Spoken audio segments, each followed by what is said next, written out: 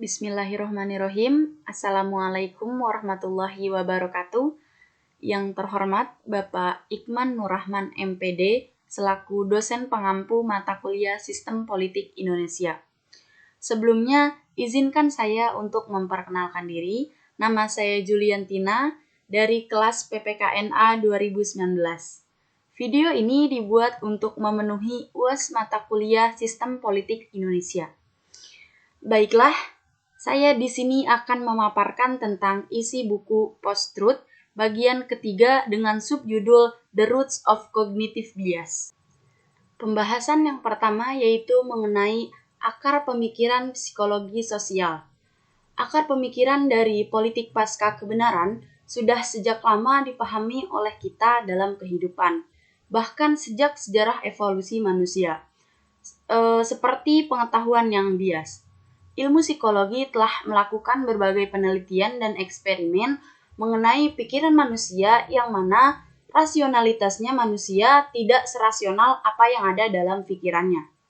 Suatu keyakinan pada diri manusia terkadang tidak membutuhkan bukti empiris, yang mana dalam diri manusia ada yang namanya pertahanan ego, yang akan terus membuat manusia yakin bahwa kebenaran adalah keyakinan apa yang mereka yakini. Yang mana hal ini dilakukan oleh manusia untuk menghindari ketidaknyamanan psikis atau mental dalam dirinya. Sehingga saat menghadapi kebenaran dan bertentangan dengan keyakinannya, akan muncul rasa ketidaknyamanan secara psikis dalam diri manusia tersebut. Yang mana akhirnya akan menghadirkan reaksi dari tindakannya tersebut. Namun, keyakinan dapat berubah saat mereka dihadapkan oleh kebenaran-kebenaran atau bukti faktual secara terus-menerus. Jika kita salah meyakini pernyataan realitas, dan pada akhirnya kita akan dihadapkan dengan bukti faktual yang tentunya dapat merubah keyakinan dan mulai memiliki alasan untuk meragukan keyakinan tersebut. Pembahasan selanjutnya yaitu tentang temuan klasik dari psikologi sosial. Pada tahun 1957, Leon Festinger menerbitkan sebuah buku yang judulnya A Theory of Cognitive Dissonance, di mana ia mengemukakan gagasan bahwa manusia mencari hubungan antara keyakinan, sikap, dan perilaku kita, di mana kita akan mengalami masalah psikis saat ketiga hal tersebut tidak seimbang.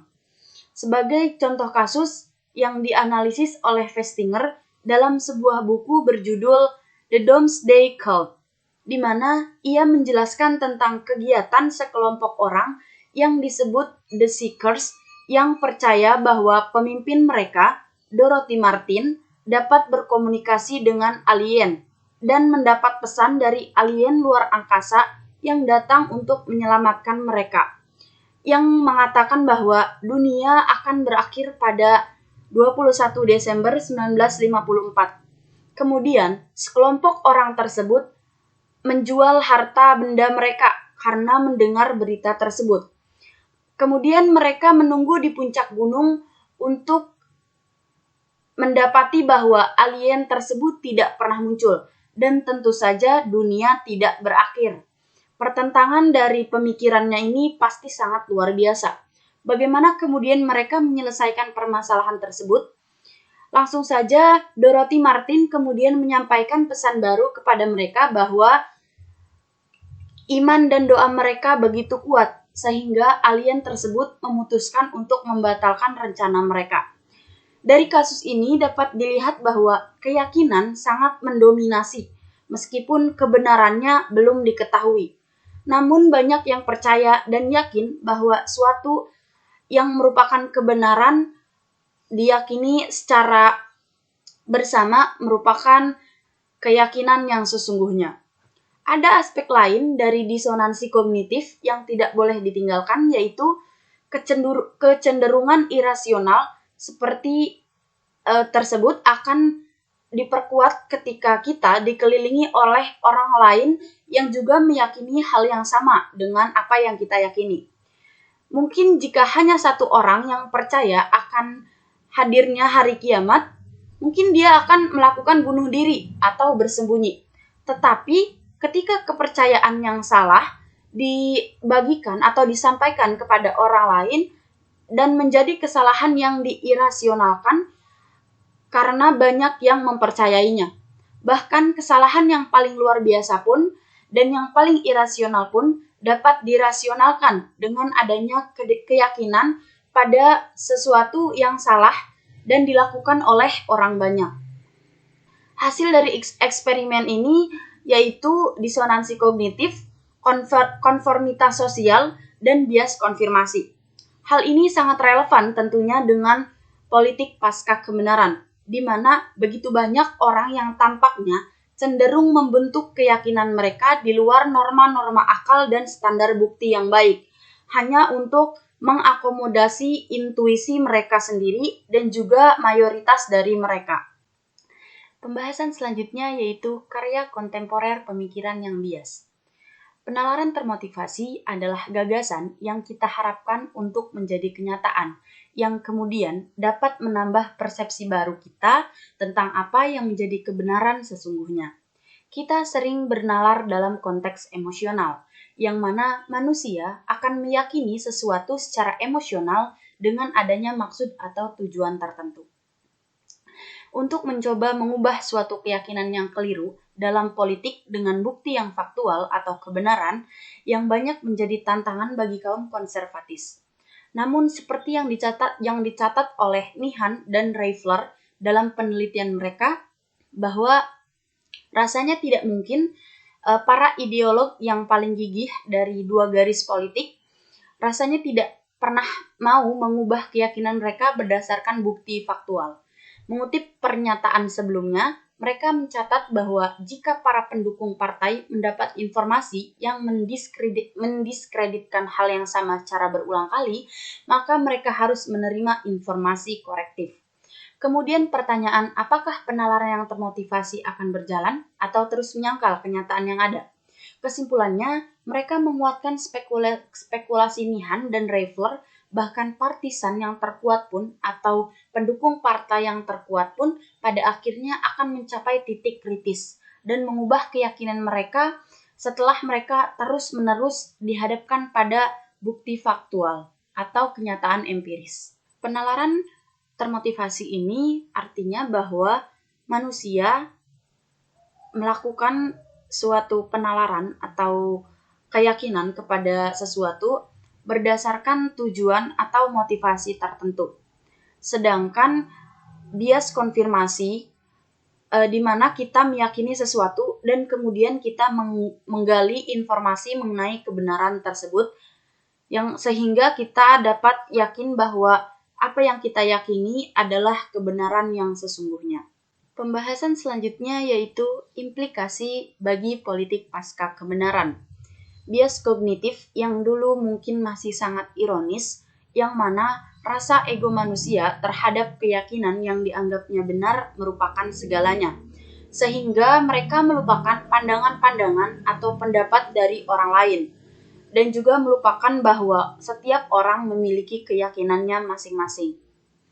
Seorang penemu, Jesse Wasson, penemu dari istilah bias konfirmasi, beserta rekan-rekannya menyatukan sekelompok subjek untuk memecahkan teka-teki logika.